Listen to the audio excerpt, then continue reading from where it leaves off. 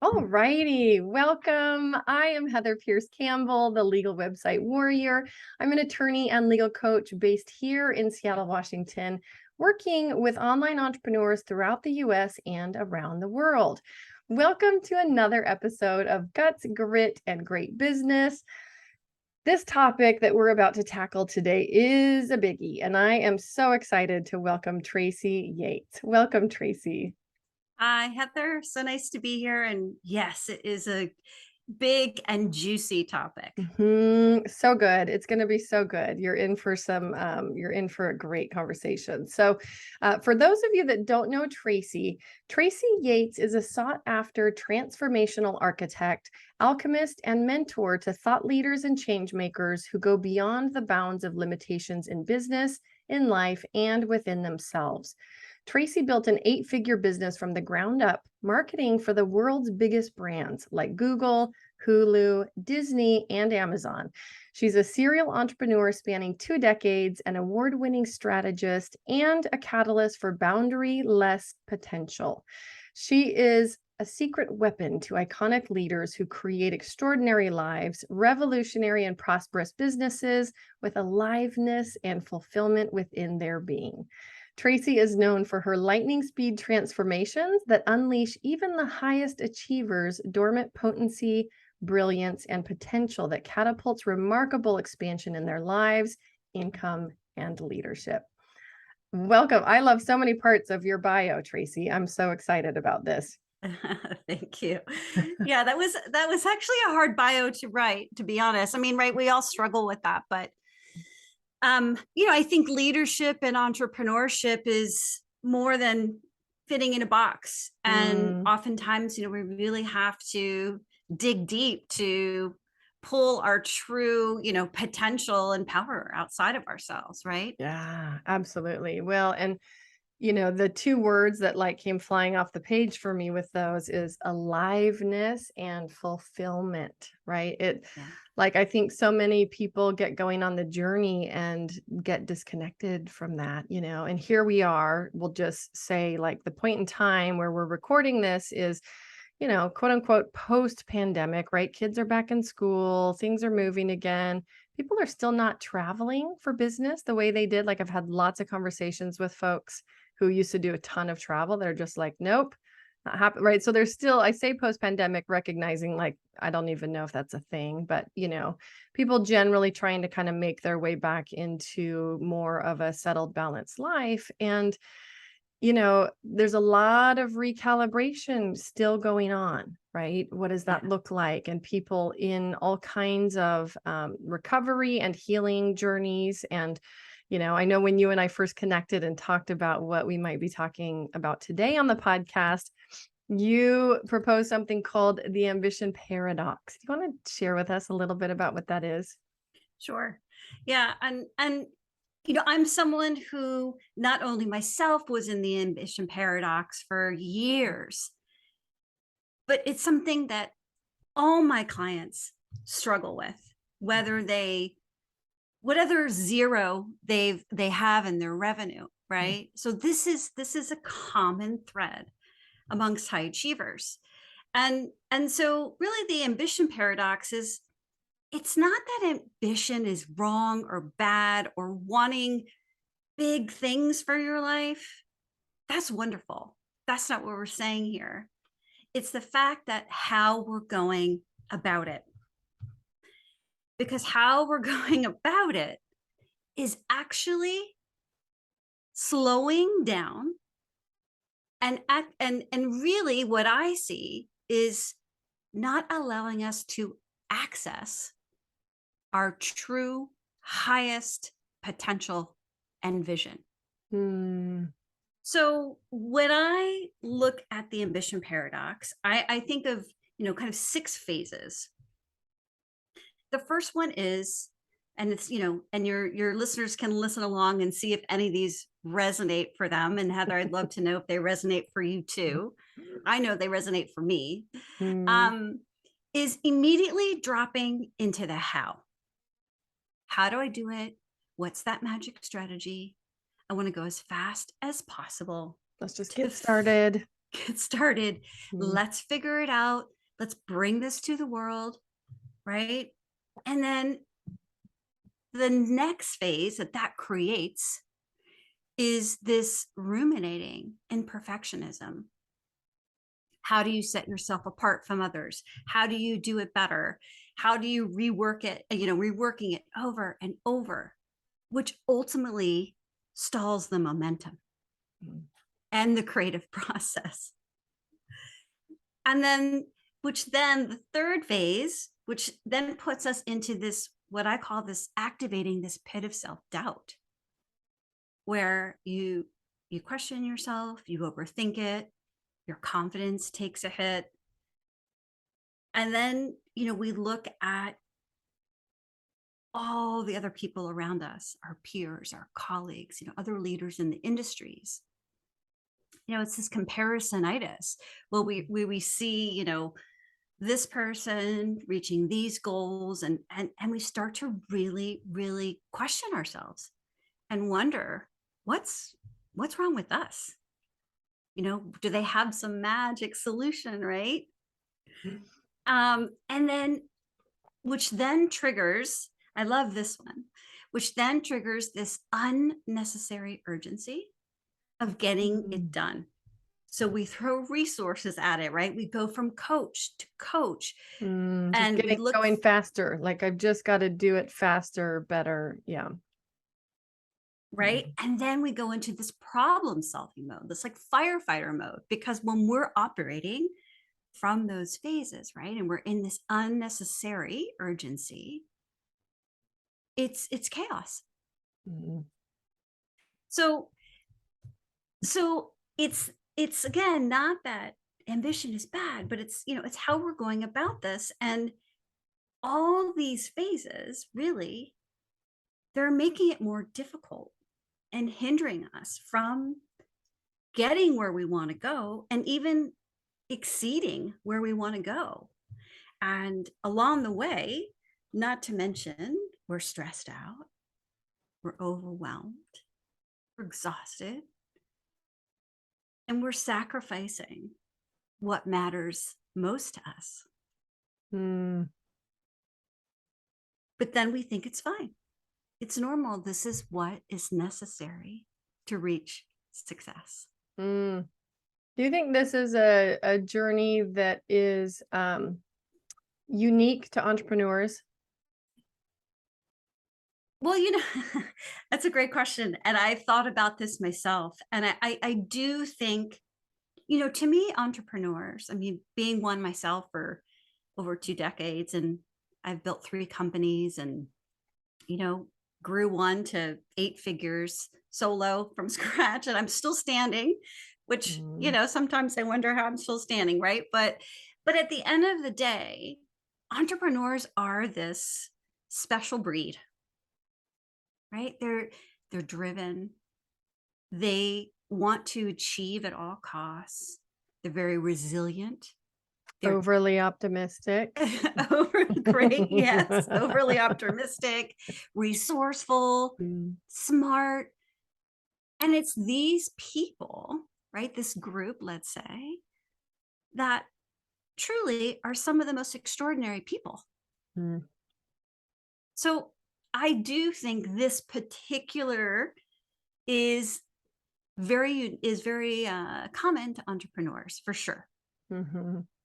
Yeah. Well, and it is, I mean, even thinking back to why I launched the podcast, right? I think that people can get stuck in because, building a business, and I want to get more into your journey about, your own path into and through entrepreneurship, right? It just takes a unique person to choose that path, to walk that path, to stick that path. And I think so often, and the folks that I serve and that I have a tremendous heart for are the ones that are here to express their unique values through their work, right? And by necessity, they have to build a thriving, but usually small business, meaning, and before we went live, I was just saying, my folks are not the ones that are building a startup for the most part that they want to spin off in 5 years and make 80 gajillion dollars, right? That's not for the most part, who I serve. Now, do some people end up coming up with something that ends up being more of a startup model? Sure, sometimes. But mostly, I'm serving the people here that are really mission driven, conscientious, like they want to do meaningful work. And I think it can make that path even harder Oh if yeah. that's your right, because you're so invested, your heart's so in it. You don't Yes. always have the resources for knowing how to build the thing or do what it is that you want to do. And it's almost like if you're a little bit less invested, I feel like your perspective, like imagine you were doing this thing that you're doing on behalf of somebody else. I think you'd actually come at it from a different perspective, Yeah. right? But for these folks that have so much skin in the game, so much heart in the game, I think it really does add a layer of pressure and stress and, and motivation that can actually make it more challenging. Absolutely. And it's I think something so interesting about that I see, and I know within myself as well, and I see with my clients is because the journey, right, of this on this entrepreneurial journey is it's not for the faint of heart. Mhm. Right? It's not. And there are so many people who, like you said, are birthing basically their unique genius out into the world, and the business is the vehicle for them, right, to experience that, to do that. But looking at it from a larger perspective, not as in volume, I mean zooming out, Mhm. this is a deeply this journey that we're talking about, this entrepreneurial journey, right, this heart-centered, mission-centered, Mhm. impact-driven, is as much as about the business as it is about your own expansion. 100%. Yeah. It's, I've said consistently on the podcast, like, and other guests have said too, right? The best self-development journey is entrepreneurship, Yeah. right? It's true. Any of us are limited in our ability to grow and build a business by our own ability to grow and build ourselves and our capacity for leadership and decision making. And I think what's happening so often I see with, with the clients that I work with, and just what's happening sort of in the online space, is that these these entrepreneurs, right, these impact driven, very heart centered, right, they're like, okay, well, I guess I have to double down on strategy because this is right. And what I have learned through my own journey and through supporting my clients is that this operating at another level, right, at this extraordinary level where you're literally bringing yourself through to your work, Mm. is an inner game, right? And it goes beyond mindset. It Yeah. is an inner game. I always use this analogy, and I think a lot of business owners understand this 80-20 rule, right? Like 80% of your revenue comes from 20% of your clients and so forth. There's various ways to apply it. Mm. What is it? Pareto's principle? Yeah, exactly. I flip that, and it's 80% inner and 20% strategy. Mm. And it changes the game. Mm. Yeah. One, I want to go back in time because I'd love to know, what was it about marketing that initially hooked you, right? You've had your Mm. own journey where you worked for some big companies, developed lots of experience, right? Built your own business, etc. What was the initial hook for you? Oh gosh, that's such a good question. I think, Mm. to me, marketing is a very creative outlet. Mm. And I'm a really creative person. So I think that's what initially drew me into marketing. Um, and the marketing that I did, my agency did, was not like digital or social, marketing. It was brand strategy Yeah. and experiential, and really coming up with creative campaigns Mm, to position brands and products and services. mm, So I just so that's a very creative form of marketing in mm. itself. Yep. Um, and I loved working with all my various clients, right? Because each brand is different. Um, and it ultimately grew, which is so interesting. I've never thought about it until literally as we're like, talking about this, which is the beautiful thing, is that probably one of my favorite parts about, my agency was the connection that I have with my clients, Mm. right? The CMOs, the CEOs, the chief brand officers, like that was really what fueled me.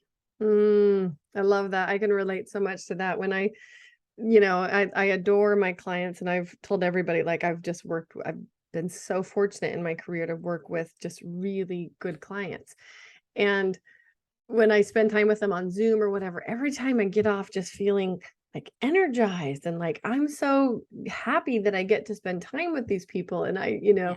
there was a time where I have a program, it's called the Catalyst Club program, and it's a year-long small business support program. Due to some personal reasons, I had some clients kind of check out for a bit, right? A Mhm. husband-wife team that lead a company. And when they came back, I was like, "I've missed you," and I genuinely, like, I miss these people. I miss being able to be in meetings with them weekly or Yeah. monthly or whatever the pattern was, right? And Yeah. so, yes, I feel the same way. Yeah, And I think for a sure. lot of people, especially expert-based businesses that are the mission-driven, service-oriented type, can relate to that. Absolutely. Yeah, it's who Yeah. we are, right? And Mhm. and that's another piece I think that gets difficult Mhm. in building, if you're building an online business or even off, right? Is that connection is the magic. Yeah. And it's a getting to that connection. You have to go through all, right, all this All the stuff. painful building blocks, Yes. right? Totally. Well, and um, in thinking about your own journey, right? The marketing, connecting with clients, being able to utilize your creativity. I love that, like the way all those pieces came together for you. At what point did you shift from marketing basically into leadership, Yeah. right? Oh, that was a long journey. Mm, um, so essentially, as I was building my company and growing my company, I I realized, I said, okay, I can do this the way I've been doing it, the ambition paradox, hustling, pure working harder. tenacity, right? Yeah. Working harder. And I just said to myself, this is not sustainable. Mm, This is not sustainable for me. I can't do this for another 2 decades. Like everything in my body was like, no. mm. I'm And curious, at what point did you make that realization? Like, were there other influencing factors in your life? Was it really about the work? Like, the reason I ask is I think a lot of people reach that point, right? And I'm just curious to hear you share a little bit about that time in your life or your own insights around that. yeah. Um, so I had really been thinking probably for about maybe 5 years, Mm, like, okay, what is this next step? Right. As an ambitious person, as a driven mm. person, which I am, I still am. That hasn't left my body. That's in my DNA, right? That's Right. my entrepreneurial DNA. I call it my Energizer Bunny DNA. Like, oh, I can't just watch a TV program. I have to also be folding laundry or whatever. It's the same DNA. Totally.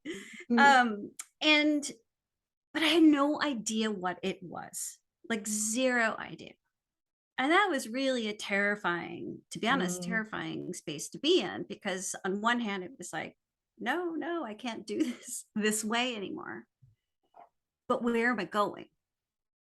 And I think a lot of leaders are in that place right now of like, what does this look like? Where am I going? mm, So that was really my experience of sort of being in this questioning limbo space, let's call it. And then through just some deeply personal evolution, Mm, um, I was kind of guided to start studying neuroscience, and I studied shamanism. And the rest from there truly unfolded mm, into me creating this holistic approach that I work with clients today. So it didn't happen overnight. yeah. I had to go through all the things that everybody, that I help my clients with, right? But I realized that once I really shifted all of my hidden limitations within myself,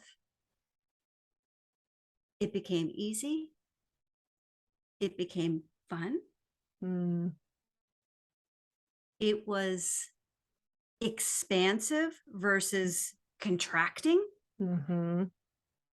an entire new world of possibilities opened up.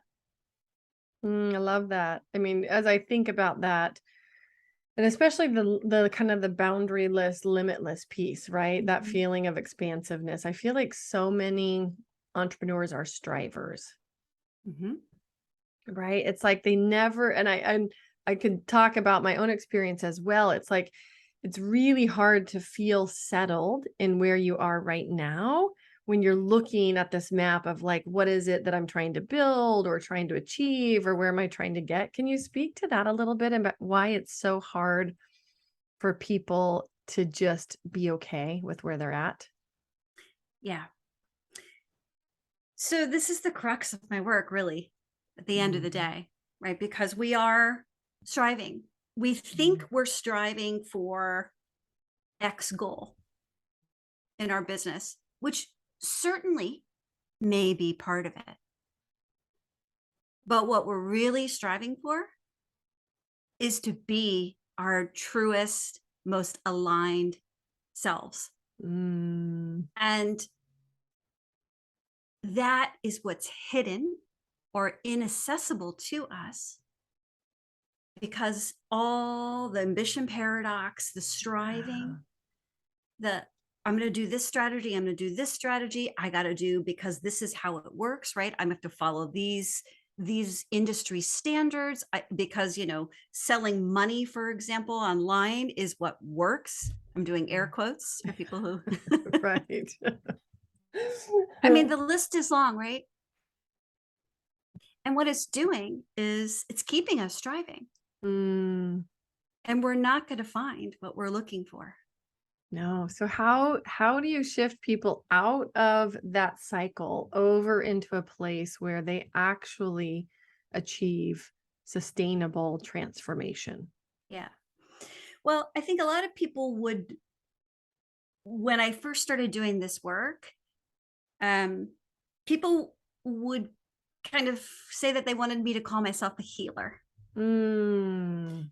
And Is it because they knew about like the shamanism type of backgrounding? Is that what it was? Like, oh, yeah, and I mhm, do a lot of, I think my clients really, if they have a hard time. I was just working with a client today, literally, and we were on a call for about an hour and a half. mm, And as we were wrapping up, she said to me, she said, "This was the most transformational hour and a half I've ever had in my life." round of And applause for people, right? Not watching. Yeah, that's right? huge. And she goes, "I don't even know how to describe to people what you do." She goes, Mm. "Can I just use the word magic?" I You're said, like, "Sure." "Yes, please." I'm like, "Great. Yes, absolutely." But There's your so, blue ocean strategy, right? It's right? actually can't be described, it's just magic. It's just magic. Mhm. So I do work. I mean, and so my clients do, if they will say, "Well, I'm part like Wendy Rhodes from Billions." Do you know who she is? Have you watched that I show? She's No, I don't. she's like I guess I describe her as a human potential expert. Mhm, Um, mhm, I do work with energy. I do work in elevated planes. mhm, I also am very grounded with strategy. So I blend it all together. mm. Um, So your question was, I'm sorry, how do I shift people, right? Yeah, right. How do you get people to recognize and shift out of that cycle and move over here into actual transformation? Yeah. Well, we dive into really our hidden limitations.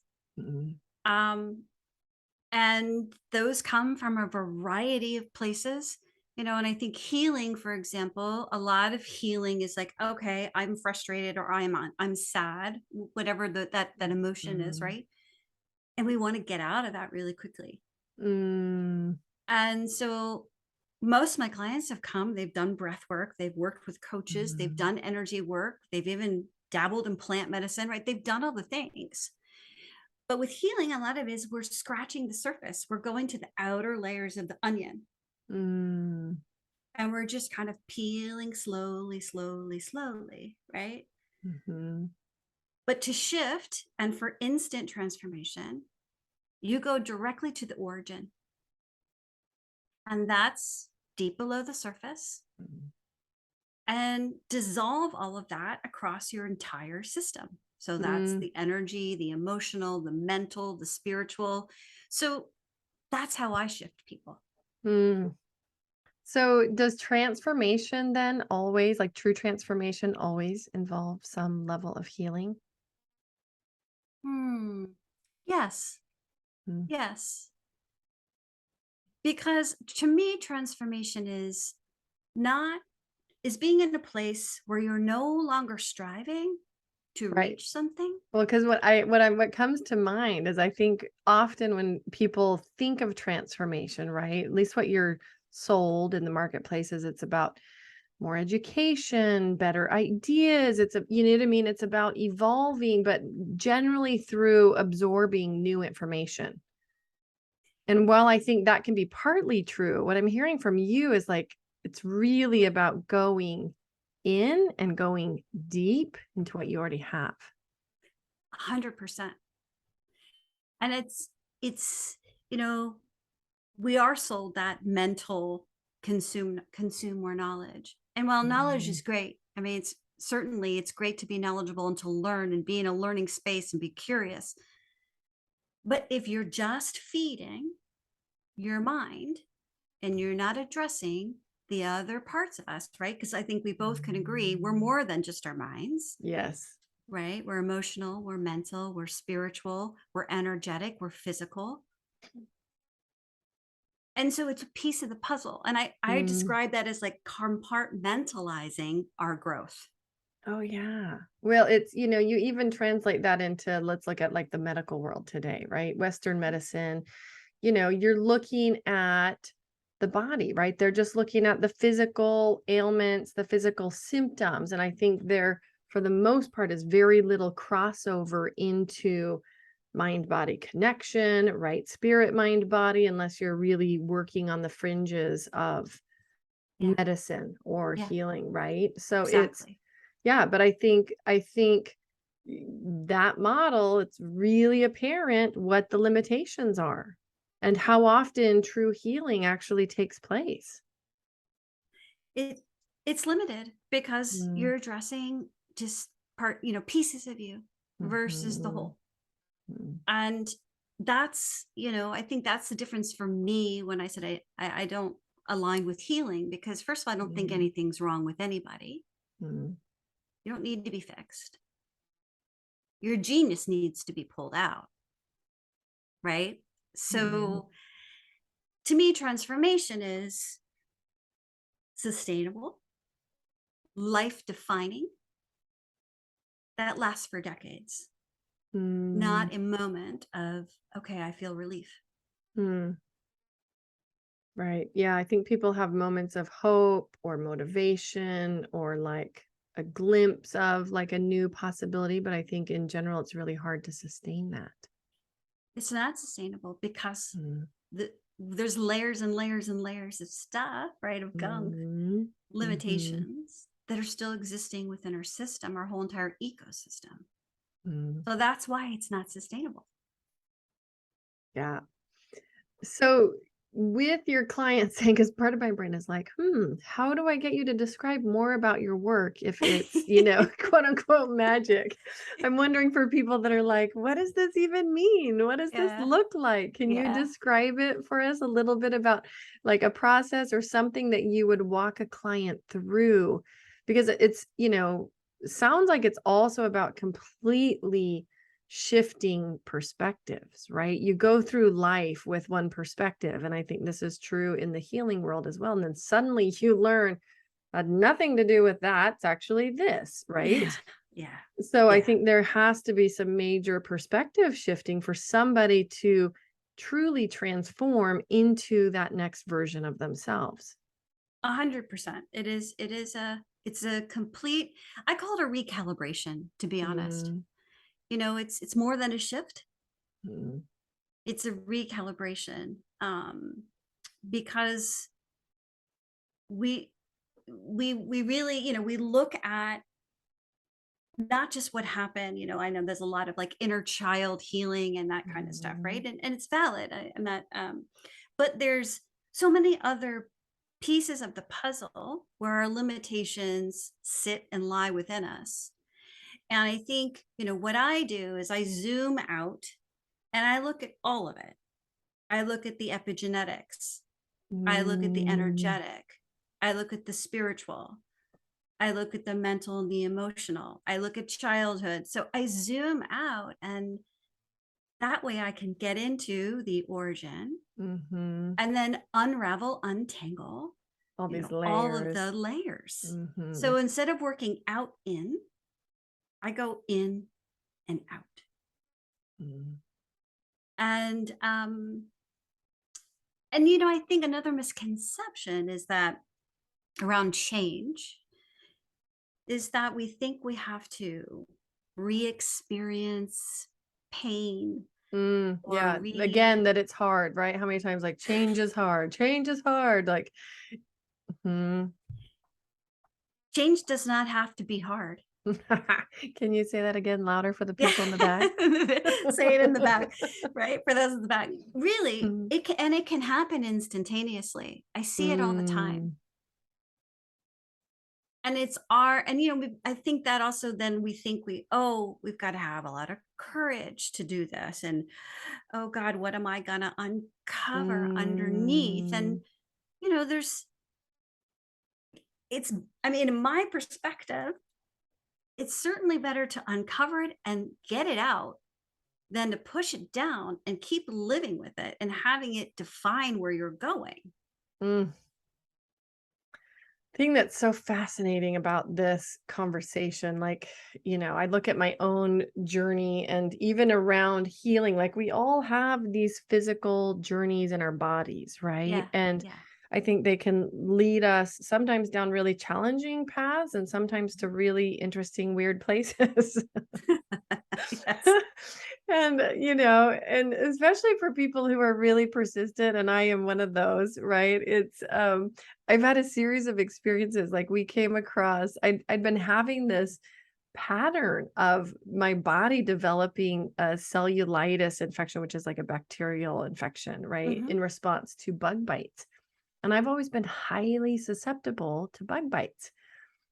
It's just been a weird thing, and I'm otherwise, like, for, generally a healthy person. I mean, there's a whole host of things in motherhood I'm trying to sort out, but I'm telling this one story just because it really highlights what you're saying here about the interconnectedness of Yeah. these layers of our belief systems, many of which are often formed at a time where we're really not capable of making proper beliefs about the world, and, in working with this one doctor who his whole premise of all of his work is like the answers are in healing our nervous system, right? Hmm. Your Hmm. central Hmm. nervous system that helps you to wire pathways in the brain, your neural connections, right? And all of this is related also to the beliefs that we form at Yeah. various stages of life. And anyways, so I was working with him around this issue of I literally had gotten a spider bite or a bug bite or something on my foot, and I'd been treating it myself for about 10 or 11 days. I would really did not want to go on another round of antibiotics, which is ultimately what happens when I can't fight off these infections, right? And so I called him and he was like, let's just get to the bottom of this. When did the whole bug bite thing start? Right. And I was like, okay, went back to childhood, 5 years old. I went horse riding with my grandparent on my mom's side, my grandfather. And I got like 200 mosquito bites on a little tiny 5-year-old body, right? I was wearing shorts and t-shirt riding Ouch. horses, yeah, in Eastern Oregon. And it tore me up. I was fevered. I was sicker than a dog. We didn't have health insurance, so I didn't end up in the hospital, but I probably needed to be in the hospital. And that is where Yeah. this whole bug bite history started, right? Yeah. And there's some things in my adult life that had exacerbated it, but he went back and we did some work around that incident. Yep. And he said, and the first thing he said is like, oh, this is all around loss of enjoyment. And so what Yeah. happens, and and then we talked about how that experience was like this massive loss of enjoyment in a little 5-year-old brain, like, yay, I get to go horse riding. And then bam, this terrible thing happens. And like, now not only am I done with the experience, but like being at grandpa and grandpa's house was miserable, being, Yeah. like Mhm. with it, the whole thing just kind of fell apart. And the really interesting thing about that, so we did one session on this, which was basically over the emotional and neural connections that were Mhm. created in that childhood experience. This bacterial infection that I'd Went been away. holding off, Yeah. it wasn't getting worse, but it wasn't getting better, right? It was very visible on the top of my foot. And I'd been treating it with essential oils, high dose omegas, vitamin D, vitamin C, all the anti-inflammatories. Overnight, I woke up the next morning, bite was gone, Yeah. blood infection was gone. Yep. And it blew my mind Yeah. that I have Yeah. been struggling with this literally for years, right? And I'll just say for people who are like, coincidence or whatever, I had a nephew that ended up working with him around bloody noses, Mhm. consistently getting really bad bloody noses at different, and basically did the same pattern, the same work. Again, it was also around a loss of enjoyment from some event when he was younger. Guess who doesn't have bloody noses anymore? It was Oh, literally a nervous system response, like, oh, we've seen this pattern before. Boom, trigger. Here's how we're going to respond to that. 100%. I'm not surprised at all. Right. I I I'm know. I'm This just is like, like yeah. speaking your Yeah, of language, course. but Yeah. for somebody that like, has kind of Yeah. grown up in, and it's not that I haven't explored things but I knew at some point in my journey that I was missing the true mind, body, spirit connection component of Yeah. the healing, right? And it was more like, okay, I'm clear that I can no longer just look at this body like a physical thing, just a body with a physical problem. There's so much more to it than that. Absolutely. And I think I totally resonate with that experience that you had. Mhm. I do very similar work with my clients. I think there's another piece though that a lot of us don't realize Mhm. is that there's an epigenetics piece, Yes. Yeah. Oh, which, totally. I don't, if your listeners don't know what that is, it briefly, it's that these traumas and fears and beliefs are literally passed down through our DNA through our Mhm. ancestors. And Well, and you think about it, that makes total sense from a biological and survival perspective, right? yeah, We're designed to survive. So, of course, if some terrible thing happened to our grandparent or our parent or whatever, they are going to sure as heck try to wire that into their genes so that their offspring know to watch out for that. absolutely. Yeah. And the really frustrating thing about that part is it's like it's not even yours. They're like, why No. am I holding on to this? Like, I didn't have this experience. So yeah, I mean, it goes even deeper, right? So it's wild. Oh, Right? it's It's so wild. wild. And to that point, what I learned in this journey, because I actually went and spent a week with this particular doctor working on quite a few things. And anyways, my sister and I, who both did this experience, we were laughing by the end of the week because there were some things that came out where, like, he's working on my body, but his response was, wow, your mom was really angry at your dad. Hmm. Hmm. Yeah, Hmm. and I was like, I didn't tell him anything about my mom or dad. Yeah. I didn't, you know what I Yeah. mean? I didn't tell him.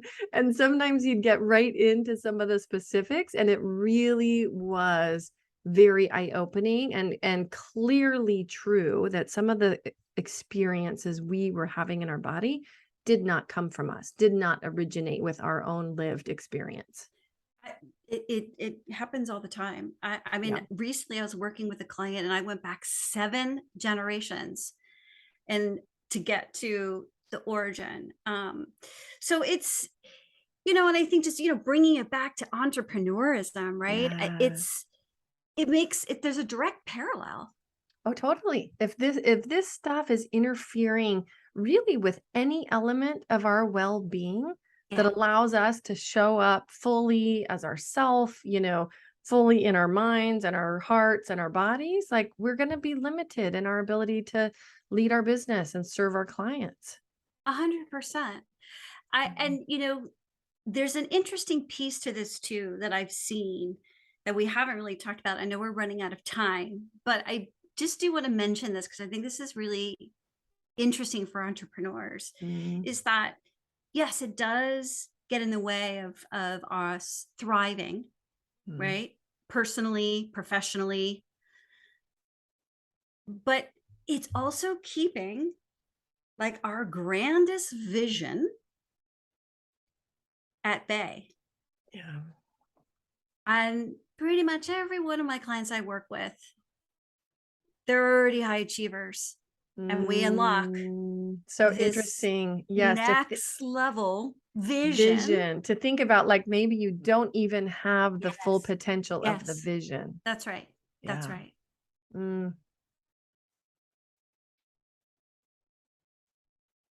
What are you finding as you're doing the work with the clients is the most challenging piece for them? Believing how fast it can be Ah, shifted. yes. You know, I see that. I work with my clients on a 3 6 month kind of intervals. It's a Mhm, journey. We go on a mhm. journey together. And so, in between our meetings, I get messages all the time. Is this really real? Did this really happen? Right? So I think that's the hardest part is to wrap your head around it. Mm. That's so funny. First of all, I love it. I love it so much because I think we're all so conditioned. Like I what comes to mind is the book Changeology, right? Anybody Mm, who's read like, okay, here's the precursors to change. Here's the things that you have to have lined up in the right order in order to be yeah. able to change. And then here's the stuff that needs to happen after you're already trying to make the change to ensure the change continues. It's like this whole whole thing, right? And it Right. and it's like trying to, I think, really provide an explanation for the whole like why change is hard concept, right? And Yeah. we do things out of order or with not the right support or not on the right timeline. But you look at it and you're like, how do we ever get it right? Yeah. You Yeah. know? Yeah. Yeah. Yeah. I understand. Yeah. And, and I think there's with this kind of work too, there is no framework. Mm, I don't have a step by step process that mm. I Right. take It's like people a through. thumbprint, right? N- Everybody's different. Everyone's different. Everybody's layers are different. Everybody's origin story is different. So it's customized, and I Mm, think the really cool part that I've done, and I'm writing a book too, in the middle of writing a book, but I've actually figured out how to make this work quantifiable and love that. measuring it Love that. on a scale. I have a scale of force versus flow, essentially. Um, Mm, so it's not only tangible results, right? It's mm, quantifiable, and I think that's another piece that's really exciting for people because they can attach their minds to where they started to where they are right on the mhm, scale. So and mm. I think there's so much more of that that's available to us. We just weren't we just didn't know, really. At the end of the Yeah. day, I was trying to think of something clever to say, but it's really like we didn't know.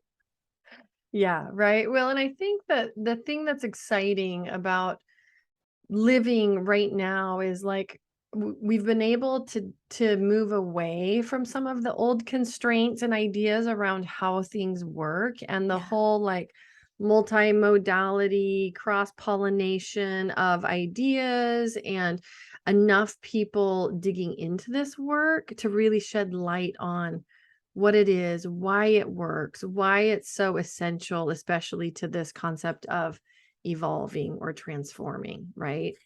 And I Totally. think also why so many people haven't been able to get there in the past. Yes. And linear modalities, Mm, they're linear. There's something wrong with them, but they're linear. right. I look at this only. Yeah. And going back to the holistic approach, right? You're an ecosystem. Mm, So I think that's becoming more apparent after people, are doing these plant medicines, breath work, right? All these mm, various modalities, and still ending up that they're still struggling, yeah. right, with the same stuff. So, we've our conversation today certainly has been around the individual, right? And them Mhm. shifting, but I think one of the more exciting things that we often don't think about is when we shift, everything in our life shifts Yes. Oh, that whole ripple effect, and and into the world. yeah, well, and you think about the reality of, you become who you spend the most time with, which, I think at first people are like, but you look at it really in your life, how true it is. It can't not be true because of the way that our nervous systems work, Yes. right? Yeah. I mean, when somebody with really bad energy walks into the room, how you feel about it in your body 100%. versus somebody who comes in and uplifts everyone, and like it changes you, it changes your being. And so Yes. yeah, Yes. it's that ripple effect, and that like the biggest gift you can give to the world is the work you do on yourself, is absolutely true.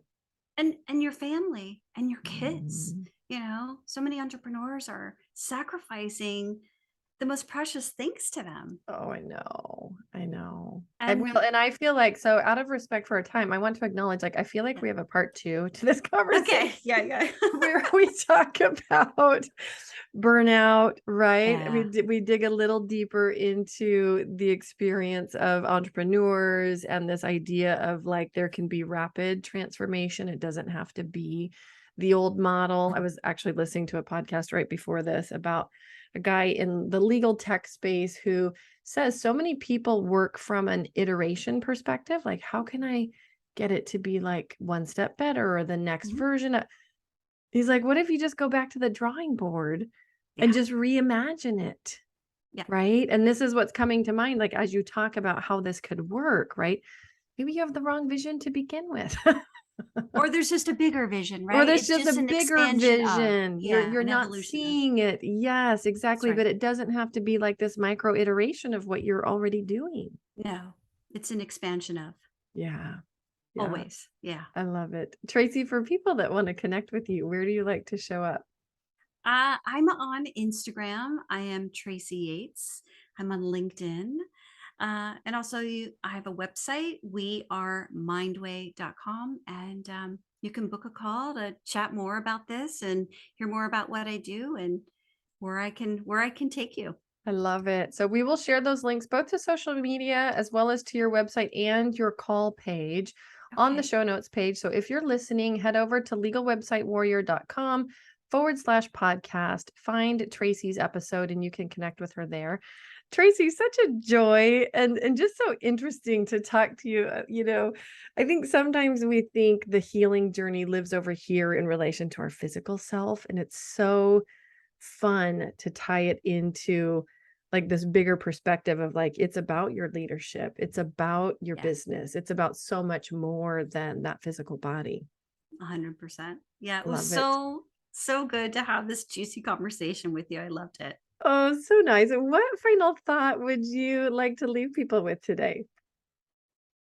Oh, wow. You know, I think if you're thinking about, I don't think another strategy is what I need, Mhm. or I don't think another tactic is what I'm looking for. Mm. It's probably because you're being guided to go within and expand from the inside out. Mm, I love that so much. Thank you, Tracy. Such a joy to have you here.